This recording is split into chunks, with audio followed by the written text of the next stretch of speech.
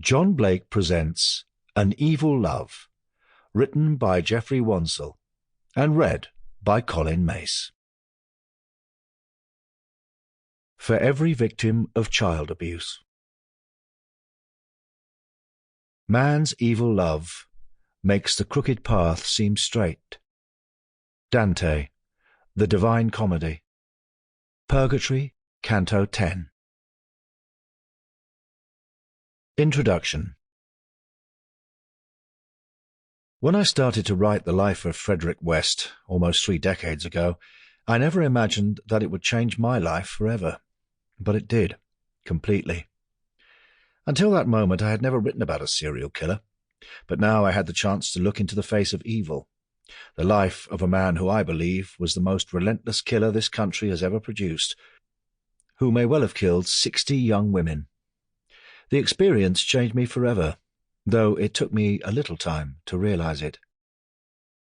By the time I started to write about him, the gregarious, talkative, little jobbing Gloucester-based builder had been dead for 10 months after hanging himself in his cell at HMP Winson Green in Birmingham on the 1st of January 1995. But his influence on my life was dramatic.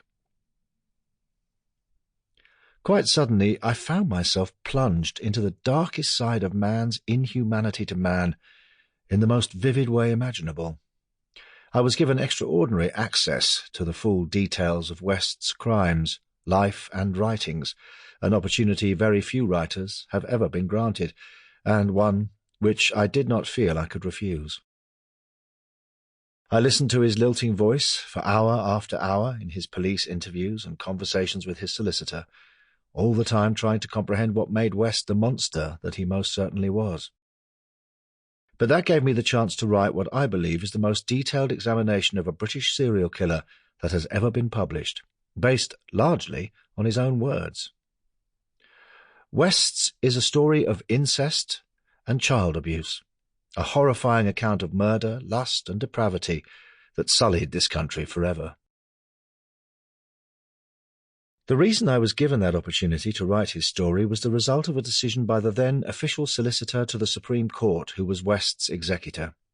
He decided to exploit West's estate for the benefit of 5 of his children, who were by now in local authority care. They had been removed from West's home at 25 Cromwell Street in Gloucester in the wake of child abuse allegations made against him in 1993.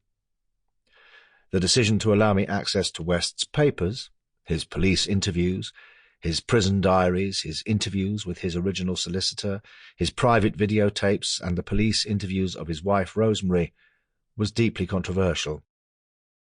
It provoked angry scenes in the House of Commons, when the then Prime Minister John Major was forced to defend the decision against criticism from all sides that no killer should benefit financially from his crimes. But the decision stood, and I was granted access to every part of the material, as well as given the right to attend the trial of West's wife, Rosemary, at Winchester Crown Court in October and November 1995. At the end of the trial, she was convicted for her part in 10 murders and received a life sentence, which will ensure that she will never be released. As I began, I took one further important decision. I wanted to paint his crimes in all their ugly, depraved detail to leave no doubt that he was a man with no respect for human life, the very epitome of evil, a sadistic killer who had opted out of the human race, in the words of the late Richard Ferguson QC, who defended Rosemary West. I did not want to leave any doubt about. This book was first written during the winter and spring of 1996 and published in hardback that autumn. The Independent commented that it relentlessly pursues the truth through the maze of West's many deceptions, while the Sunday Telegraph added, "It is unlikely that much will ever be added to Mr. Wansell's portrait." One other reviewer called it the definitive account of West's life and crimes. In fact, I added more in the paperback version after I attended the trial of West's younger brother John on rape and indecent assault charges in November 1996. Like his brother, John West escaped justice by committing suicide, on the night before the jury were to retire to decide on his fate. Ironically, both brothers killed themselves Sample complete. Ready to continue?